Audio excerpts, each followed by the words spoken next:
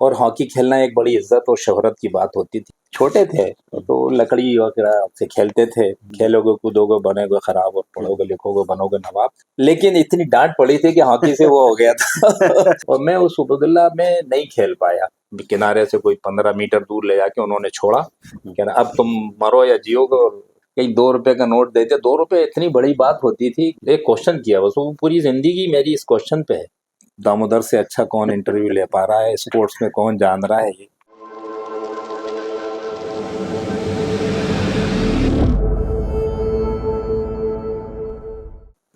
नमस्कार। Sports mirror one के आज के इस अंक में हम आपकी मुलाकात एक ऐसे व्यक्ति से करा रहे हैं जिस व्यक्ति ने बहुत ही संघर्ष अपने जीवन में किया है। एक ऐसे निम्न मध्यम वर्गीय परिवार से वे आते हैं जहां पर खेलों का माहौल तो था, लेकिन उस माहौल में उन्हें जाने के लिए बहुत संघर्ष करना पड़ा। इक्विपमेंट्स नहीं हुआ करते थे, लेकिन उसके बाद भी उन्होंने एक जुनून के तहत खेल के साथ अपने आप को जोड़ा और उसके बाद जो लक्ष्य है वो धीरे-धीरे आगे बढ़ता गया। मध्य प्रदेश में अभी तक कुल 15 खिलाड़ियों को अर्जुन अवार्ड मिला है। उनमें से 7वें नंबर का अवार्ड वर्ष 2000 में जिन्हें केंद्र सरकार ने दिया, भारत सरकार के खेल मंत्रालय ने दिया, उनकी खेल उपलब्धियों के चलते। और साथ ही साथ जो एक इतिहास उन्होंने लिखा है भोपाल शहर के लिए, वो इतिहास है कि भोपाल के वे पहले खिलाड़ी हैं, स्पोर्ट्स पर्सन हैं, जिन्हें अर्जुन अवार्ड से सम्मानित किया गया है। और भोपाल के बारे में यदि हम जानेंगे तो भोपाल आप सभी पहचानते हैं कि ये झीलों का शहर है, साथ ही साथ मध्य प्रदेश की राजधानी है। बहुत ही हरा-भरा ये शहर है और 100 साल हो चुके हैं इस शहर को, जब इस शहर ने हॉकी खेल को अपनाया था। और उसी हॉकी खेल के साथ जुड़ा हुआ व्यक्ति भोपाल के 7वें ओलंपियन, जिन्होंने वर्ष 1984 में जो लॉस एंजल्स में ओलंपिक खेल हुआ था, उसमें भारतीय हॉकी टीम का प्रतिनिधित्व किया। उसके पहले हालांकि 1975 से वे लगातार इंटरनेशनल लेवल पर जूनियर और सीनियर लेवल पर खेले। 122 मैचेस इंटरनेशनल लेवल पर जिनके नाम पर रिकॉर्ड है, और ऐसे तमाम रिकॉर्ड्स जिन्होंने अर्जित किए हैं वो हैं भोपाल के एकमात्र Arjun awardee hockey Olympian Syed Jalaluddin Rizvi. Sir, बहुत बहुत स्वागत आपका स्पोर्ट्स मिरर वन में। एक लंबी फहरिस्त, और जहाँ से आप आते हैं गिन्नौरी, भोपाल का एक जो ओल्ड सिटी का एरिया है, वहाँ पर आपका रेसिडेंस रहा है। आपके फादर मदर और जो आपके फैमिली के लोग हैं वो वहाँ पर रहा करते थे, और वहाँ से मेरे ख्याल में 100 मीटर की दूरी थी जो रोड के पार आपका घर था, उसके सामने आपका स्कूल था।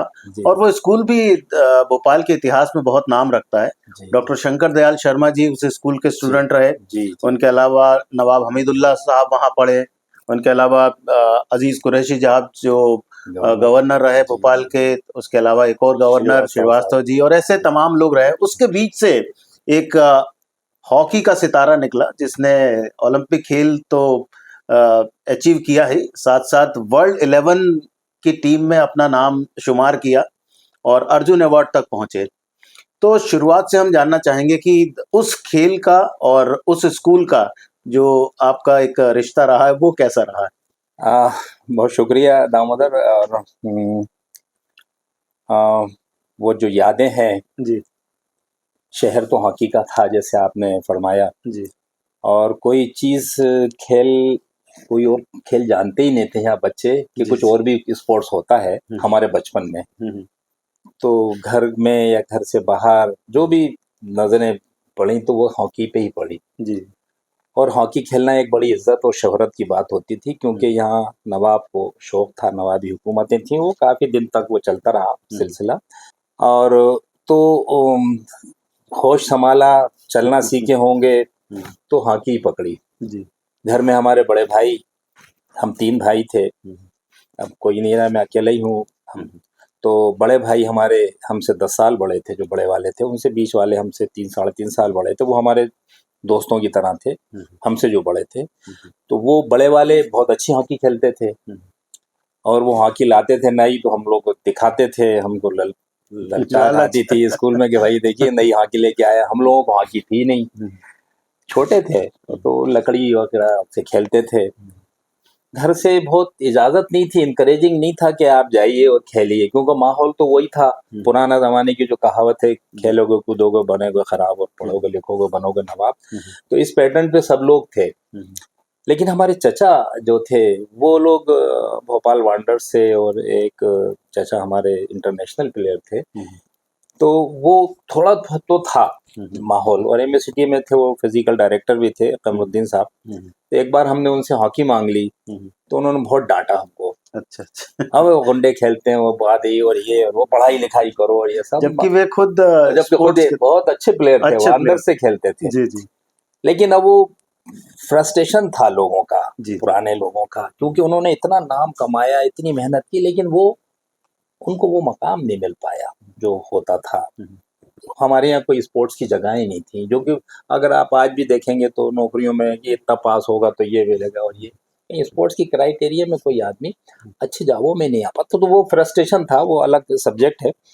लेकिन माहौल वो था, तो बड़ी मुश्किल से एक हॉकी, लेकिन डांटने के बाद उन्होंने हॉकी मांगने गए थे उनसे जी। तो एक अपने जो उनके ऑफिस का काम करते उससे या घर पे एक को हॉकी दूसरे दिन पहुंचा भी दी उन्होंने। लेकिन इतनी डांट पड़ी थी कि हॉकी से वो हो गया था इसको हाथ लगाए कि ना लगाए कि नहीं। और ये हुआ कि साहब हॉकी आ गई, फिर हॉकी जब खेलने पहुंचे लेके स्टिक ग्राउंड पे, तो क्योंकि लकड़ी होती थी सबके पास, वो टेढ़ी वाली जिसको खपोटा कहते हैं, तो हमारे साथियों ने हमको खिलाई नहीं कि नहीं इसके ऊपर हॉकी उसको नहीं खिलाएंगे। तो हॉकी वाले को खिलाते नहीं थे, अब सब लकड़ी वाले एक तरफ खेलते थे। और उससे कलाकारी जो थी, बॉल कंट्रोल, बॉल रोक रहा, आप सोचिए 2 इंच की चौड़ी लकड़ी से आप बॉल आ रही है उसको रोक रहे हैं। प्लास्टिक की बॉलें चलती थी उस जमाने में, टक टक टक टक बोलती थी, चोट भी लगती थी। नंगे पैर होते थे, सड़क पे खेलते थे। फिर मैदान पे जाएंगे तो वहाँ बड़े आ जाते थे, बड़े प्लेयर, तो हम लोग बाहर हो जाते थे, वो बड़े खेलते थे, देखते थे उन्हें। वही गिन्नौरी स्कूल जो Hamidia boys higher secondary school था, तो वो स्कूल का मैदान पे फिर थोड़े से और बड़े हुए तो सीनियर्स के साथ झाड़ू लगाना है, रोलर फेरना है। वो बड़ी खूबसूरत जगह है। जी जी। आप Hamidia boys higher secondary school, बिल्कुल एक तरफ छोटा तालाब, पूरा तालाब है और बड़ा खूबसूरत एरिया, बीच में 2 बिल्डिंग है उसकी, एक साइंस ब्लॉक है, एक आर्ट्स जिसमें क्लासेस लगते हैं वो था, बीच में मैदान था। तो स्कूल तो बहुत शानदार था। जब हमने 8वां पास किया, 9th में उस स्कूल में पहुंचे हैं, तो ये भी हो रहा था कि हम उस स्कूल में जाएं जहां हमको खेलने का मौका मिल पाए। वो जमाने में 70s में ये स्टैंडर्ड था कि हर स्कूल की बहुत अच्छी टीम होती थी। तो हमको ये सोचते थे कि खेलने का मौका तो स्कूल की टीम से मिल जाए, ना कि भोपाल डिवीजन, तो बहुत बात की बात थी। तो इंटर क्लासेस मैचेस होते थे, उसमें अच्छे प्लेयर होते थे और स्पोर्ट्स टीचर होते थे बाकायदा। बड़ी शान थी स्कूल की। तब तक मैं थोड़ा सा रोकना चाहूंगा, तब तक कितना टाइम आपने ये हॉकी खेल के साथ अपना बिता लिया था? क्योंकि 8th क्लास तक जैसा आपने बताया, तो शुरुआत तो वो हमारी हुई थी बिल्कुल 9th, वो जब 9th में पहुंचे तो हम कुछ अच्छा खेलने लगे थे। अच्छा, मतलब शुरुआत तो हमारी 5वीं 6ठी क्लास से हो गई थी। 10-12 साल की उम्र, 10-12 साल की उम्र से खेलते थे। अब उसमें ये होता था कि कहीं कबड्डी हो रही है तो कबड्डी खेलने लगे, वॉलीबॉल होती थी उसमें छोटे स्कूलों में तो वॉलीबॉल खेलने लगे। तो खेलने का उसमें कहीं ना कहीं आप इन्वॉल्व है, तो आपका फिजिकल जो तैयार आप रहे खेलने के लिए, तो वो हॉकी में फिर जो मोहल्ले में तो होती थी, घर के बाहर कहीं भी सड़क पे जो हॉकी होती थी तो उसमें खेलते थे। मैदान तो मिलता नहीं था खेलने के लिए, मैदान तो मिला है जब वही 9th क्लास से जब हम पहुंचे हैं, तब हम थोड़ा सा अच्छा खेलने लगे थे। तो सीनियर्स में जाते थे तो टीम बन गई, 6-6 8-8 प्लेयर एक तरफ हो गए। अगर आपको मांग लिया किसी ने, कप्तान ने, तो आप खेल गए, नहीं तो आपको ज्यादा प्लेयर है तो आप बाहर बैठ गए। आप देखना है कि वेट करना, दूसरे दिन तक का इंतजार करना पड़ता था। उसी के नीचे एक छोटा मैदान था वहाँ जी, तो फिर उसमें कुछ प्लेयर होते थे तो वहां जाके कुछ अपना अपना शौक पूरा करते थे। लेकिन ये शुरुआत थी हमारी, और इसमें बहुत शौक से, अब उस जमाने में जो दिखता था वही होता था, कोई इन्फॉर्मेशन नहीं थी, कोई सीनियर ऐसे अगर समझाने वाले कोई ऐसा देख रहा किसी ने कुछ गलत किया तो समझा दिया कि भाई ऐसा नहीं, ऐसा कर लो अगर दिल चाहा तो। अच्छा, वो लोग भी सीनियर ऐसे होते थे, उन्हीं बच्चों को कहते थे जिनमें कुछ उनको फ्यूचर नजर आता था। अच्छा। अदरवाइज सब पे नहीं कहते थे। एक मिसाल है ना, लड़ाइयों पे बारूद खर्च करेंगे तो क्या असल जगह पे क्या करेंगे। तो प्रॉपर कोचिंग का कभी ऐसा सिलसिला रहा शुरुआत से? क्योंकि आज के दौर में हम देखें तो यदि आपको कहीं जाना है, स्पोर्ट्स में जाना है, तो आपके पास प्रॉपर कोच रहते हैं, प्रॉपर ग्राउंड रहता है। तो आपके साथ शुरुआती दौर में मैंने स्कूल में से कौन मैंने से जब कोच? 9th क्लास में पहुंचा हूँ, जी। 9th पास किया मैंने और साइंस ली थी, मैथमेटिक्स का स्टूडेंट था। समर कैंप लगा उज्जैन में, स्कूलों के समर कैंप लगते थे। तो अमरजीत राय साहब होते थे यहाँ पर, एक जी, स्पोर्ट्स टीचर जो थे यूएसए जो यूएसए चले गए। जी, जी। उन्होंने देखा, जलाल तुम समर कैंप लग रहा है, तुम उज्जैन चलो, वो कैंप लेने वाले थे। अच्छा, अच्छा, अच्छा। तो स्कूल्स में हम खेल खेल खेल गए थे। 9 पे हम पहुंचे जरूर थे, लेकिन हम शायद डिवीजन की टीम में थे और एमपी टीम में नहीं आ पाए नहीं थे। आ तो वो हमारी टीम को जानते थे, हमको जानते थे। तो हम समर कैंप, पहला हमने एक समर कैंप 2 महीने का उज्जैन में विक्रम यूनिवर्सिटी के मैदान, वो फ्रीगंज के वहां पर मैदान था और वो चट मैदान होता था, ऐसी नीचे सोना और सब यही सब फैसिलिटीज, बस यही थी कि आप गद्दे मिल गए आपको, वहां नीचे गद्दा बिछाया, चादर बिछाई, गर्मी मई जून में कैंप लगता था। तो वो एक कैंप मैंने पहली बार अटेंड किया है। और वो कैंप ऐसा था कि 2 महीने में वो जो कैंप में गए हूँ, और भी काफी अच्छे प्लेयर थे उसमें, मध्य प्रदेश के, ग्वालियर के प्लेयर थे, होशंगाबाद के बड़े अच्छे प्लेयर होते थे, सिवनी मालवा, सिवनी का प्लेयर अच्छे होते थे जो मध्य प्रदेश के लिए खेलते थे। तो हम एक उसमें ऐसा गए और कुछ थोड़ी बहुत हमें हॉकी, वहाँ हमने कोचिंग थोड़ा सा, और प्रॉपर सुबह कैसे प्रैक्टिस करना है, फिजिकल वार्म अप फिटनेस होना। क्या, वार्म अप होना, ये डिबिल वगैरह, वो हमने पहला कैंप एक अटेंड किया 2 महीने। तो उसने मुझे काफी, उसी बीच में क्या हुआ, यहाँ उबदुल्ला हुआ। अच्छा। और मैं उस उबदुल्ला में नहीं खेल पाया, क्योंकि वो कैंप चल रहा था वहाँ, और छोड़ के जा भी नहीं सकते थे, आदत भी नहीं थी कि डिसिप्लिन पहली चीज है कि भाई आप वहां से आ भी सकते थे, लेकिन ये है कि नहीं, कैंप अटेंड करेंगे ज्यादा फायदा है, और ये उबदुल्ला तो फिर खेल लेंगे नेक्स्ट ईयर। तो लोकल राउंड यहाँ 15 दिन पहले होते थे और क्लब से खेलते थे।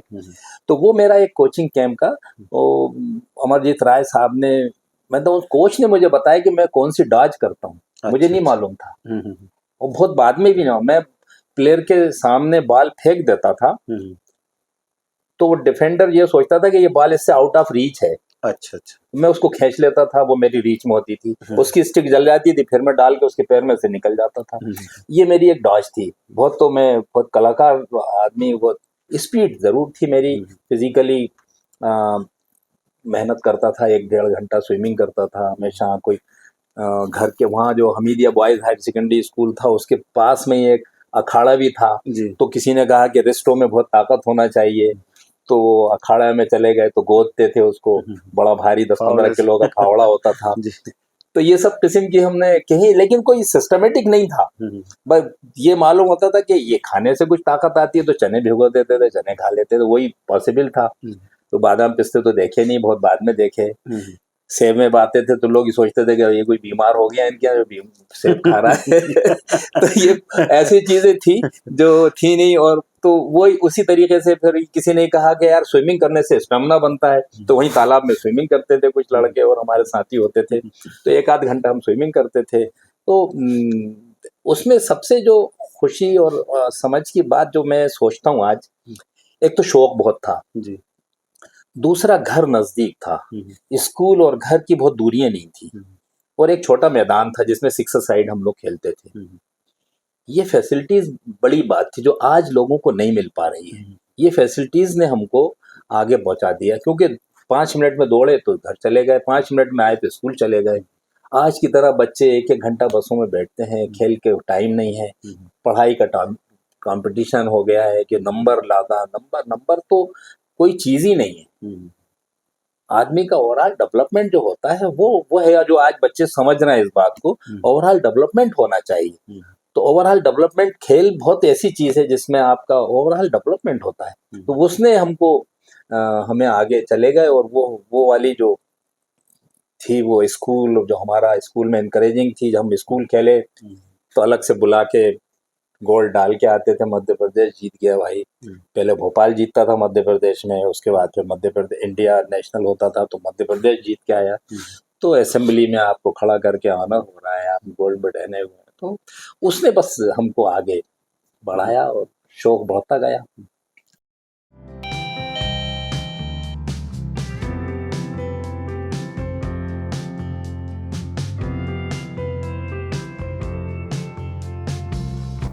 Actually, ले लेके लाइट एब्रो टॉलरेंट पाउडर, एब्रो हेयर शैम्पू, एब्रो ऑनियन हेयर जी मेरे लिए भी लेके उसका एब्रो चारकोल फेस वॉश, एब्रो the world of Aldi Cosmetics.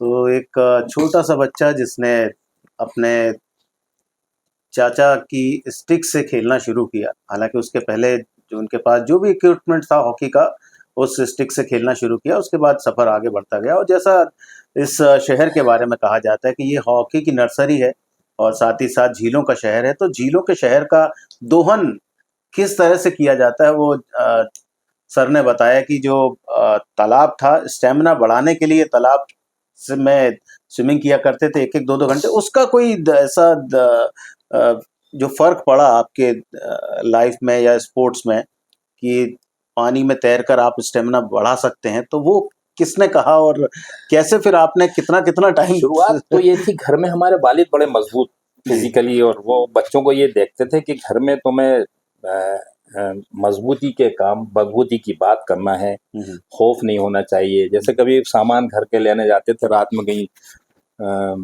तो अब्बा से अगर ये निकल गया कि अब्बा डर लगता है, तो अब्बा से मतलब ये होता था कि अब्बा का डर ज्यादा था, वो बाहर वाला डर कम हो जाता था। वो डांटते, जाओ हम खड़े हैं जाके आओ। तो उन्होंने वो हमें मजबूती, फिर घर में ये कहा कि औरतें नहाती हैं, क्योंकि हमारे वो फैसिलिटीज थे। 100 मीटर दूर जैसे आपने हमारा घर था, तो कहना घर में लेडीज आती हैं। उस जमाने में हमारे बचपन में पानी भरा करते थे नल पे से, नल घरों में नहीं होते थे। आज की फैसिलिटी तो सोच भी नहीं पाएंगे आज के लोग।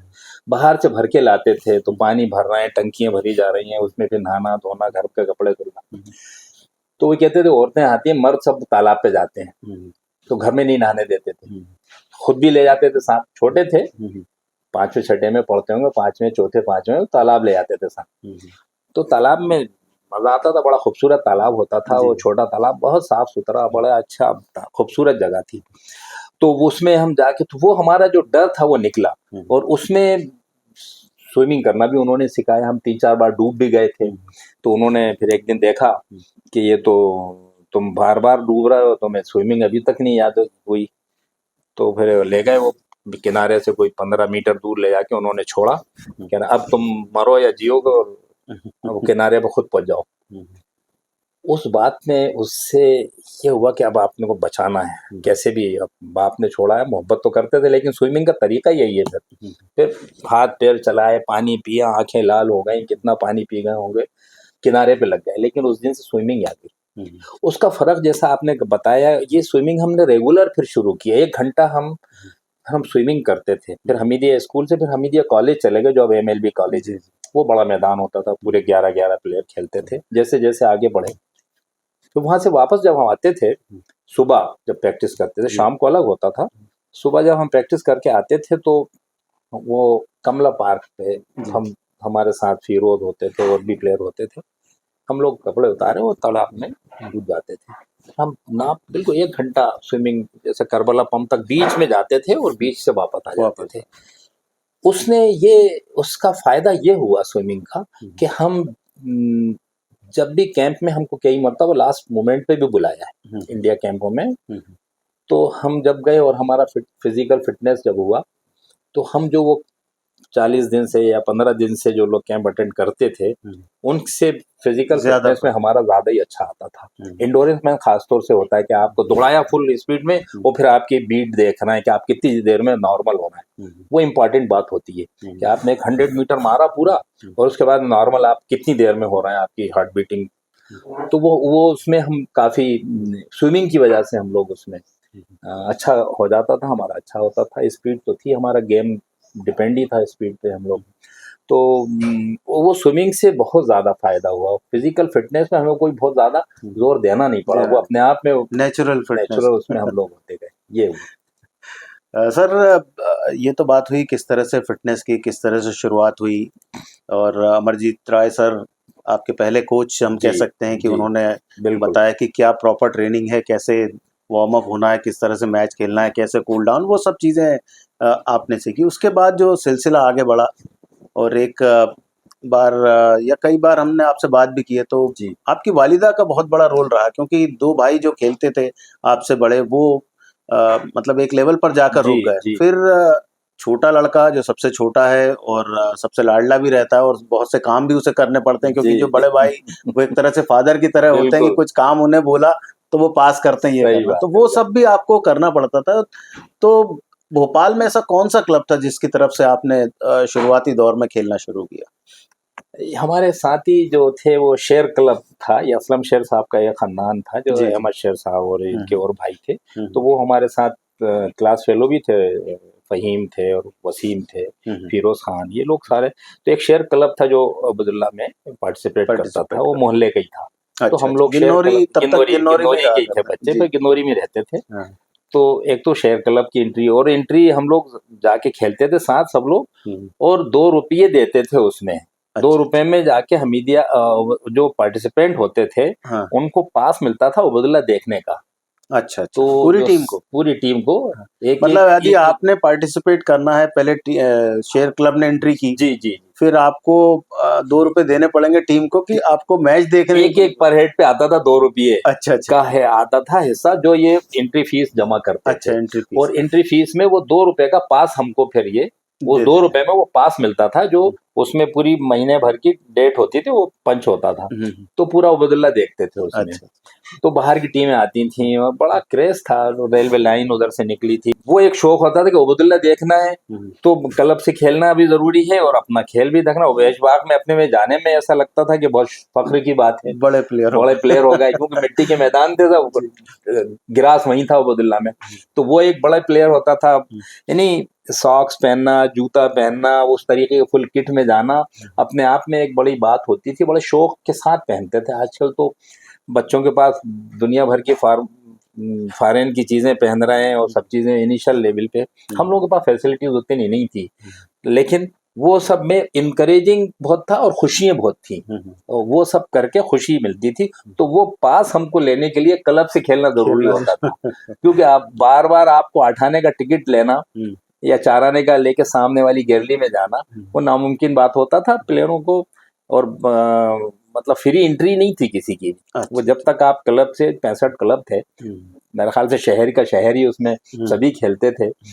तो पैदल जाया करते थे, अजबाग गिन्नौरी से पैदल जाना है, तो साइकिल भी नहीं थी, और मैच के लिए पहले निकल गया, और कौन सी टीम का मैच है और क्या है, वो हो गया होगा, और बाहर से आवाज अगर लेट हो गए तो उनके वो यार किस पे गोल हो गया, क्या हुआ, मिस कर गए। रिप्ले भी नहीं होता था, कहीं टीवी नहीं होता था।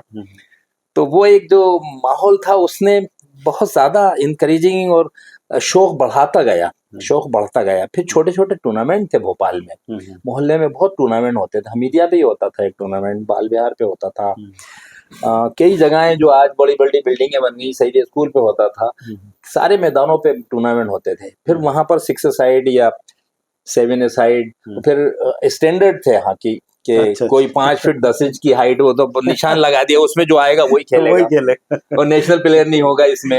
ये रूल्स थे। तो हाइट हमारी बहुत बचपन में ज्यादा नहीं थी, तो हम आज चले जाते थे, नेशनल भी नहीं थे तो चले जाते, तो सब लोग खेलते थे। उसमें जो खेलते थे, तो जो लोग देखते थे मैच, और अगर वो उन्होंने देख लिया तो कहीं 2 रुपए का नोट देते। 2 रुपए इतनी बड़ी बात होती थी, गोल मार दिया या कुछ अच्छा किया, ये बच्चा बहुत अच्छा खेला, या कहीं से निकल रहे हैं तो दूध पिला दिया। ये शहर का बड़ा इंकरेजिंग माहौल था, जो आज नहीं है। और आज अगर कोई दे भी तो लोग उसको वो उतना समझेंगे नहीं। ये इसने शहर को बहुत ज्यादा स्पोर्ट्स को आगे बढ़ाया, हॉकी को खास तौर से। तो ये शहर ऐसे ही हॉकी की नर्सरी नहीं कहलाता है। जलालुद्दीन सर की तरह कई ऐसे लोग हैं जिन्होंने इस शहर में हॉकी खेलना शुरू किया, उसके बाद तमाम बड़े मुकाम हासिल किए, और इस शहर का निरंतर गौरव जिन्होंने बढ़ाया। मैंने अभी बात की थी आपकी मदर की, जिनके साथ आपका काफ़ी अटैचमेंट जी था। तो जी एक स्टोरी आपने एक बार कही थी कि इंडिया कैंप था, यहाँ शायद 11th का एग्ज़ाम था, सप्लीमेंट्री आ गई थी, जी जी और वहाँ फादर भी नाराज़ थे कि भाई जी बच्चा पास नहीं हुआ, तो इंडिया कैंप अटेंड करना, वहाँ इंडिया टीम का जाना, यदि आप एग्ज़ाम देने आते तो आप मेरे ख्याल में इंडिया टीम से नहीं नहीं खेल जा पाते। पाते। तो वो एक स्टोरी थोड़ा सा हमें बताएं हमारे नहीं, वो दर्शकों को। 1975 की बात है, जी। जब हम जूनियर नेशनल, पूना में नेशनल चैंपियनशिप थी, open under 18 national. Open national था, और वो हमारी टीम फाइनल खेली और हम लोग कर्नाटका से फाइनल हारे, 3 स्ट्रोक हमको मिले और 3 गोल से हार गए। हमारे और भी प्लेयर हमारे साथी बड़े अच्छे खेल रहे थे, लेकिन वो नहीं जा पाए कैंप में क्योंकि वो उस दिन मैच कुछ ऐसा हो गया और हमारे कुछ साथियों ने पेनल्टी स्ट्रोक मिस कर दिए। तो हालांकि हमारा गेम अपर हैंड था, खेल जीतना ही चाहिए था। बहरहाल उसमें हम भोपाल के कुछ प्लेयर कैंप में आए, 5-6 प्लेयर, और उस कैंप में आने के बाद गेम लगा, वहां पर कैंप लगा था बेंगलोर में। उसी पीरियड में हम हायर सेकेंडरी एग्जाम दे रहे थे। हायर सेकेंडरी एग्जाम दिया तो ये स्कूलों में जो पढ़ने वाले स्कूल अच्छे होते हैं टीचिंग लाइन के, वो खेलने वाले लोगों से खेलता है, इसको अलग करो, हमने इसको नहीं पढ़ा रहा है। मतलब एक उन लोगों को अपने, वही जैसे हॉकी में, जैसे हमारे, मैंने कहा ना कि जिसमें नजर आता है कि ये बढ़ सकता है आगे तो उसी को बढ़ाते हैं। ऐसे ऐसे हर चीज स्पोर्ट्स में भी यही, वो पढ़ाई में भी यही था। तो हमारे जो साइंस टीचर थे उन्होंने हम लोगों को थोड़ा सा नेग्लेक्ट किया, लेकिन पढ़ाई में इतने थे नहीं, इंजीनियर बनना चाहते थे। मैं साइंस हमारे पास थी। केमिस्ट्री फिजिक्स में हमारे प्रैक्टिकल मार्क्स होते थे, उनके ऊपर डिपेंड होता था जो हमारे इंटरनल टीचर थे। तो हमें नंबर बहुत कम मिल पाए उसमें प्रैक्टिकल में, क्योंकि जबकि किया था अच्छा, मैं समझता हूँ कि, लेकिन वो जो बैकग्राउंड किसी की बन जाती है ना, एक खिलाड़ी है, अब जाहिर है कि स्कूल के कंपटीशन में जा रहे हैं तो महीना भर 1.5 महीना निकल गया तो पढ़ाई का नुकसान होता था, लेकिन हम लोग जुड़ जाते थे। एक रात और दिन, एक आध महीना पढ़ के मेहनत पास कैसे होना है तो पढ़ते थे और फिर कभी फेल नहीं होते थे। उसमें हायर सेकेंडरी में हमारी सप्लीमेंट्री आ गई केमिस्ट्री फिजिक्स में, और वो आउट ऑफ 50 में से हमें 19 और 20 नंबर, 18 या 19 नंबर ऐसे बस नंबर मिले, बिल्कुल पासिंग बॉर्डर लाइन पे। तो बड़ा दुख हुआ। अगर हमें 25-25 नंबर मिल जाते 50 में से तो हम शायद पास हो जाते और कहीं चले जाते, पॉलिटेक्निक या एमएससीटी तो मिलता नहीं क्योंकि टॉप तो किया नहीं था आपने, तब परसेंटेज पे होता था, पीईटी का एग्जाम नहीं होता था। तो वो एक हमारे लिए घर की प्रॉब्लम्स थी, अपने आप को जल्दी से, आपको जॉब में आना है, जल्दी से पढ़ाई करो, सभी लोग ऐसे होते थे। तो बड़ा परेशान थे। हमारी वालदा बेचारी सोचती थी, पढ़ाने का बहुत शौक उनको ही था, जबकि वो घर की पढ़ी नहीं थी। एक दिन उन्होंने हमसे कहा कि तुम बहुत परेशान दिख रहे हो। माँ समझती है बच्चों को अपने, वो भी हम सबसे छोटे थे, बहुत प्यार करती थी, हम भी। तो उनके, तुम कंफ्यूज हो रहे हो, क्या बात है, तुम बताओ मुझे। एक क्वेश्चन किया बस, वो पूरी जिंदगी मेरी इस क्वेश्चन पे है। अच्छा, माँ के इस क्वेश्चन, पूरी लाइफ मेरी, तुम कैंप में जाओगे तो सिलेक्ट हो जाओगे, ये उनका सवाल था। अगर तुम कैंप में जाते हो, इंडिया कैंप में, तो तुम टीम में आओगे भारत की। हमने बर्जिस्ता कहा कि हम आ जाएंगे। हमने ये नहीं सोचा कि नहीं आएंगे, हम आप देखेंगे वहां जाने के बाद क्या होगा। जिंदगी में यही एक पैगाम है ये, अच्छा, कि आप जिंदगी में जो लोग भी अपनी अपनी फील्ड में जा रहे हैं, अगर उनको उसमें कॉन्फिडेंस नहीं है, हम देखेंगे होगा नहीं होगा, तो उस आदमी का कभी किसी भी फील्ड में उसका सिलेक्शन नहीं हो पाएगा। आप में कॉन्फिडेंस होगा, हमने मेहनत की है, हमारा होगा ही होगा, हमें विश्वास है, मतलब विश्वास आना चाहिए हमें। वो विश्वास था हमारा। तो हम एकदम से बगैर डिले किए एकदम हम बोले कि अम्मी हम सिलेक्ट हो जाएंगे। तो उन्होंने कहा भाई एग्जाम अगले साल दे लेना, आके जाओ कैंप में। बस मेरी लाइफ वही है, बस पूरी जिंदगी इसी पे डिपेंड हुई। मैं गया कैंप में, मैं वहाँ सिलेक्ट हुआ, यूरोप टूर करके आया। हिंदुस्तान की टीम सबसे अच्छी इंडियन एयरलाइंस होती थी, वहां से मुझे ऑफर आया। अंडर 18 थे हम, अच्छा, तो जॉब नहीं दे सकते थे, और उन्होंने वहीं से हमको कहा तुम्हें 400 रुपये स्टाइफंड देंगे। 400 रुपये तनख्वाह नहीं मिलती थी, 400 रुपये 1975 स्टाइफंड था कि आप खेलो। क्योंकि इनको नेशनल चैंपियनशिप में इनकी एंट्री हुई थी पहली बार, 76 का ओलंपिक खेलना था, 76 की नेशनल चैंपियनशिप में इनकी एंट्री हुई। तो पहले तो ये जो रंगास्वामी कप में, तो पहले तो रेलवेज खेलती थी और सर्विसेज खेलती थी डिपार्टमेंट के नाम पे। इंडियन एयरलाइंस तब दाखिल हुई, IHF ने पहली मरतबा कटक में हुए थे नेशनल चैंपियनशिप। तो इनको प्लेयरों को भी रखना था, अपने दिखाना तक हमारे पास इतने प्लेयर हैं। और मैं फिर उन्होंने मुझे लिया और मैं खुशी खुशी गया, और वहाँ से हम इंडियन एयरलाइंस की टीम में पहली बार सीनियर नेशनल चैंपियनशिप खेली। बस ये मैं इंडियन टीम में भी वहीं से सिलेक्ट हुआ। वही माँ की जो बात थी, तो उनकी जो दुआएं साथ रहीं, वालिद भी खेलते थे कभी हॉकी, क्योंकि भोपाल का तो कोई आदमी बचा नहीं था जो हॉकी को ना जिसका खेलता हो। हाँ, तो वो बाद में जब उन्होंने देखा कि तुम तो अब अच्छा खेल रहे, तो ये लोग हमारे बड़े भाई देखते या वालिद आते छुप के देखते थे कभी जाके। अच्छा, कभी ये नहीं कहा कि हम तुम्हारा मैच देखने आए, कभी बात नहीं हुई। हाँ, आज का दौर और पुराने दौर में ये फर्क है हाँ, कि ये बच्चों को जाके तुम अच्छा खेले, तुम अच्छा खेले। अब वो बच्चों को अगर आप ये कह रहे हैं हम्म, कि अच्छा अच्छा, तो फिर वो अच्छा सीखेगा कैसे? हम्म, तो छुप के देखते थे, तो कभी हॉकी खेल की बात नहीं करते थे। हम्म, वो हमें खुद ही सीखना पड़ा, अपने आप को खुद तैयार होना पड़ा। हमारे चचा ने जो इंटरनेशनल प्लेयर थे, हम्म, जब जब हम जूनियर की ट्रायल देने जा रहे थे, तो वो शायद उनको कोच होना था अच्छा, अच्छा, भोपाल के लिए। उन्होंने देखा मैदान पे मुझे, हम्म, तो फिर वो दूसरे दिन से आए नहीं मैदान पे। अरे, फिर यहाँ दूसरे साहब कोच थे जो लाल मोहम्मद साहब थे, हम्म, वो उन्होंने कोचिंग की। हम्म, तो घर का आदमी नहीं जाता था हम्म, कि नहीं ये हम, एक तो दो बातें, एक तो या तो ये अच्छा नहीं खेलेगा, और अगर अच्छा नहीं खेलेगा, अच्छा खेल रहा है तो मैं कोच हूँ तो नाम ये आएगा कि मेरी वजह से टीम में है। खेल रहा है, तो दोनों बातें थी। तो इसलिए सीनियर लोग उस जमाने में घर के लोग बचते थे।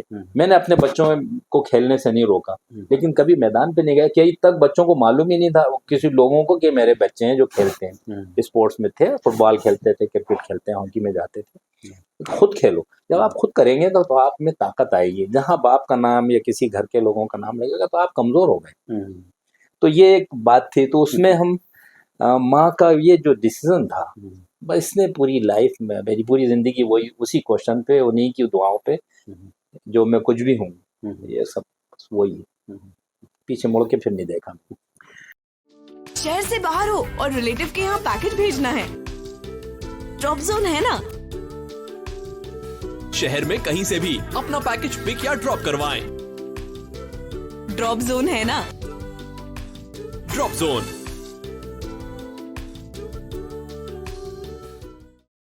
जो मदर की एक सवाल से जिंदगी में बदलाव आया था, उसके बाद वहां से आप कैंप में गए, इंडिया टीम में सेलेक्ट हुए, जूनियर इंडिया टीम से दौरा किया यूरोप का, और जब वापस आए तो वो मुलाकात मदर के साथ कैसी रही? क्योंकि उनका जो सवाल था उसको आपने पूरा किया, बहुत बड़ी जिम्मेदारी अपने ऊपर निभाई, और वो कहीं ना कहीं बात आपके दिमाग में रहती है कि मैं ये कह तो आया हूँ, जो आपने पिछले बार भी कहा था, विचलित आप चल रहे थे। तो वो वापस लौटने के बाद का थोड़ा सा वाकया बताएं। बहुत कॉन्फिडेंस था, और जब हम खेल के वापस आए यूरोप से, तो चेन्नई में एगमोर टूर्नामेंट, एगमोर स्टेडियम पे मोरगप्पा हॉकी टूर्नामेंट इंडियन टीम को खेलना था।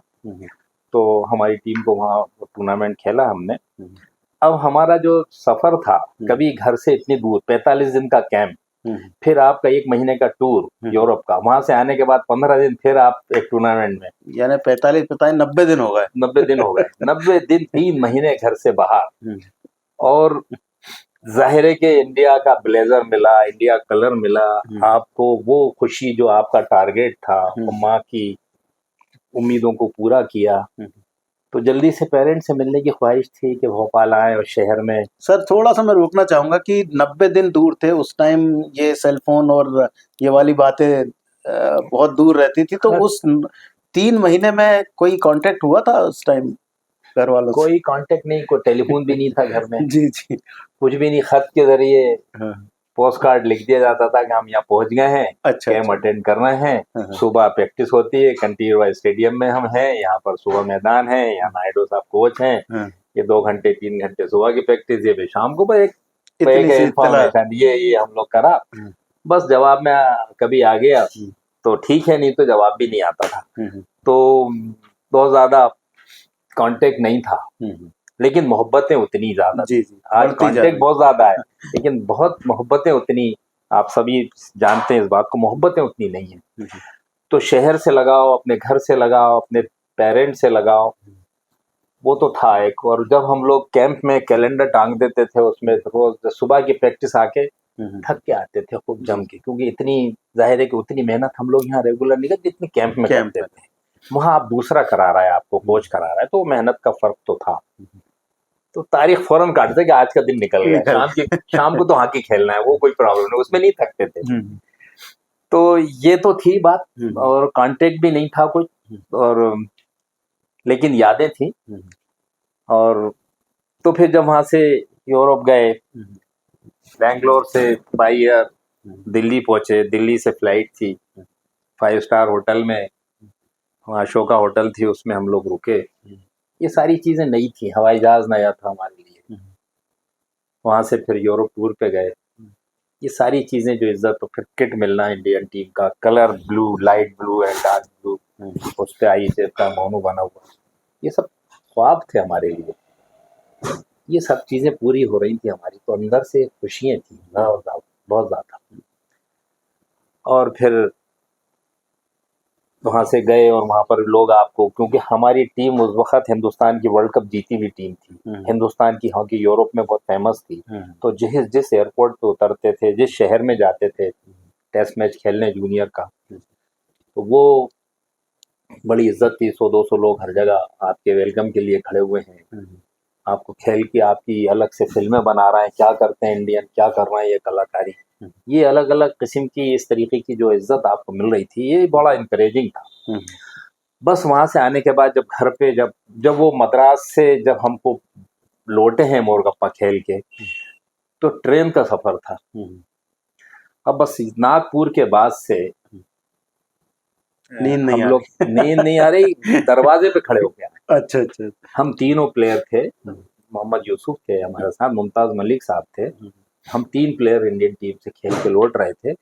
नागपुर से घर की वो याद थी, इतने दिन कभी बाहर नहीं, नागपुर से दरवाजे पे खड़े होके आए, 6 घंटे का सफर कि जब आ जाए घर, अब आ जाए, इतने 6 घंटे, अब आ रहा है भोपाल। और फिर भोपाल में आए तो 200-400 लोग स्टेशन पे थे, क्योंकि शहर तो था यहाँ के, ये खेल के आया जो, तो लोगों ने बड़ा वेलकम किया। कुछ खानदान के लोग भी पहुंचे हुए थे, और शहर के और लोग भी थे, और जगह थोड़ा शहर में हम लोगों को घुमाया गया कि यूरोप करके खेल के आ रहा है, जीत करके आ रहा है। वो परफॉर्मेंस बहुत अच्छी थी। हम लोग हमारे टेस्ट मैचेस 13 मैचों में हमने जर्मनी में एक मैच शायद हमने लूज किया है, 1-2 मैच हमारे ड्रा थे, बाकी मैक्सिमम हमने जीते। स्पेन में हमारे आधे आधे मैच हुए बराबर, टेस्ट सीरीज बराबर रही। और फ्रांस में हम पहली मर्तबा टर्फ में खेले, पेरिस में 2 मैच थे, 75 में टर्फ आ गई थी वहां पर, पहली मर्तबा एस्ट्रो टर्फ पे खेले, और फ्लड लाइट में खेले। आधा मैच दिन में खेले, आधा मैच रात में था। रेनो और जेले 2 अंपायर थे जो अंपायरी कर रहे थे, फ्रांस के बहुत फेमस अंपायर थे। हर मैच में हम लोगों की कहीं ना कहीं किसी प्लेयर की यूरोपियंस के चोट लगती थी, या हमारे प्लेयर को चोट लगती, अंपायरी की थोड़ी सी कम जजमेंट उसकी वजह से। आप यकीन कीजिए, वो दोनों अंपायरिंग इतनी अच्छी अंपायरी करते थे, रेनो और एक जेले थे, किसी की चिराटा तक नहीं लगा। और 2 दिन आधा हाफ मैच हम लोग दिन में 2 गोल मार दिए, फ्लड लाइट में कभी खेले नहीं, तो वो बहुत गेम फास्ट हो जाता था, कुछ आंखों को समझ में नहीं आता था। तो आप यूज टू नहीं थे, और टर्फ भी आपके लिए नई थी, तो कुछ समझ में नहीं आता ये टर्फ पे क्या हो रहा है, पानी डाला हुआ है। अभी तो सूखी ग्राउंड में खेलते थे, लेदर बॉल होती थी, ये सब चीजें, पानी उड़ रहा है। तो 2 गोल हमारे ऊपर रात में, जो रात में मैच होता था, 2 गोल से हार जाते, बराबर हो जाते थे। तो हमारे दोनों मैच हुए, 2 टेस्ट मैच हुए उनकी टीम से, दोनों में यही हुआ कि दिन में 2 गोल हमने मारे, फिर हमारे ऊपर जब रात फ्लड लाइट जलती थी तो वो उसमें 2 गोल हमारे ऊपर हो गए। लेकिन खेल का तजर्बा जो हमारे हुआ, वो वहाँ पर बहुत सीखने को मिला, और इंटरनेशनली जो था वो एक्सपोजर हुआ, वो टीम अच्छा खेल के आई, पूरी परफॉर्मेंस बहुत अच्छी थी। तो शहर में बड़ा हमारा वेलकम था। यहाँ पर घर में आए तो माँ से गले लगे, और उनकी दुआएं थी, और ऐसा गले लगने में एहसास हुआ कि हमने आपकी तमन्ना को पूरा किया, और हमारी जो तमन्ना है आपकी दुआ से हमारी पूरी हुई। वो एक खुशी है जो आपको बयान नहीं कर सकते। वो खुशी जो माँ बाप आपके लिए खुश हो सकते हैं, और औलाद जो माँ बाप के लिए खुश हो सकती है, जो आपने उनकी तमन्नाओं पे आप कहे, फिर वो एक एहसास है, वो खुशी का एहसास। वाकई वो एहसास है, और वो एहसास ऐसा था कि ना तो जलाल साहब कुछ बोल पाए, ना उनकी मदर ने उनसे कुछ बोला, लेकिन दोनों समझ गए कि किसने क्या करना था, किसने क्या बोला था, किसने क्या काम किया, और किस तरह से हमारे देश का गौरव बढ़ाया। और ओलंपिक खेलना हर खिलाड़ी का सपना होता है, जो विश्व का सबसे बड़ा खेल मंच है, तो इस प्रोग्राम में हम यहीं पर इस बातचीत को रोकते हैं और प्रयास करेंगे कि अगले अंक में जलालुद्दीन साहब से और भी बातें कहें, उनकी और भी बातें सुने, और भी जो उनके अंदर अभी बहुत कुछ बाकी है कहने के लिए और इसमें एक आप बात तक तुम्हारी पहुंचाने बात के को, और इसी में बात एक जो जी। रुक रही है और जो छूट रही है एक लम्हे के लिए, जो जी। ये जैसे जैसे मैंने कहा कि फादर ने मुझे स्विमिंग सिखाई, हम्म, वो छोड़ दिया उन्होंने जी। 15 मीटर दूर जाके, अब आप बचो या मरो, हम्म, तो आप बच के आए, जी। आपने मेहनत की। हम्म, ऐसी माँ से मैंने सवाल जवाब दिया था, जो उनसे वादा किया कि मैं टीम में सिलेक्ट होऊंगा, हम्म, तो आप ऑल आउट किया आपने। जब आप ऑल आउट करते हैं तो फिर आपको, आप पे जिम्मेदारी आ गई, हम्म, आप अच्छा और अच्छा और अच्छा अच्छा करना ही है आप। हम्म, ये प्रेशर भी था दूसरा, क्योंकि आप वादा किससे करके आए, जी। जो आपका बनाने वाले। ये जो बात है, तो ये जाहिर है कि हमारी इसी ने पूरी जिंदगी को बदला, और ये सब बातें आप बहुत ही अच्छी गुफ्तगू है आपसे, और दामोदर से अच्छा कौन इंटरव्यू ले पा रहा है, स्पोर्ट्स में कौन जान रहा है ये। और जाहिर है कि ये खेलों तक की बातें, खेलों तक बच्चों तक बातें जाएं, बच्चे सोचें इस बात के लिए, तो बहुत खुशी की बात है। तो जिस तरह से पेरेंट्स ने उन्हें 15 मीटर में छोड़ा था, मदर ने उनकी लाइफ को बदला, एक जवाब जो उन्होंने दिया, जैसा उन्होंने कहा कि एक जिम्मेदारी उनके ऊपर आ गई थी, और कहते भी हैं कि जब तक आपके ऊपर जिम्मेदारी नहीं आती तब तक आप जीवन जीना नहीं सीखते, और समाज में बहुत कुछ जो आप करना चाहते हैं वो नहीं कर पाए। तो इस एपिसोड में इतना ही। अगले एपिसोड में हम और भी बातें जलालुद्दीन साहब के जीवन से जुड़ी हुई आप तक पहुंचाएंगे। तो हम धन्यवाद देते हैं स्पोर्ट्स मिरर 1 की ओर से, और स्पोर्ट्स मिरर 1 के दर्शकों से हम यही आग्रह करना चाहेंगे कि हमारे चैनल को सब्सक्राइब करें, और जो भी कमेंट्स आप करें, यदि आपका कोई सुझाव हो तो वो भी हमें कमेंट्स के माध्यम से बताएं, हमें ईमेल करें, ताकि हम आपके साथ जुड़कर इस चैनल के साथ और भी लोगों का एक बड़ा परिवार निर्मित कर सकें।